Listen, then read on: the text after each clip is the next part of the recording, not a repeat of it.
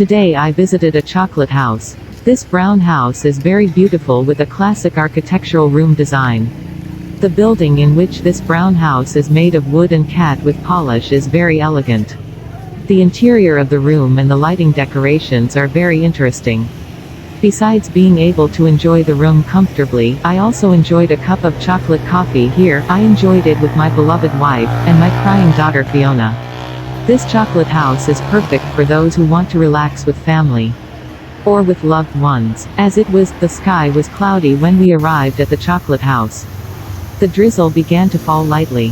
Fiona was impatient and was very upset before the order arrived. It seemed she really wanted some coffee. I stood for a while before finally deciding around the park.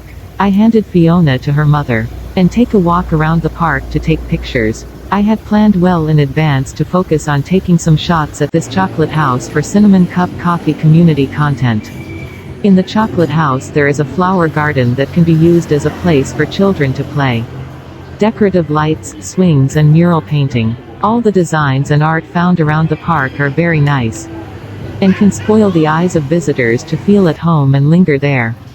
I'm curious about some types of drinks and food in this place. Is it good to try? I think coffee and chocolate are the right combination of drinks to be consumed, especially for health and also to add nutrition for children's growth. And great for family drinks and true connoisseurs too. Chocolate gives an incomparable feeling of love. Coba order gitu.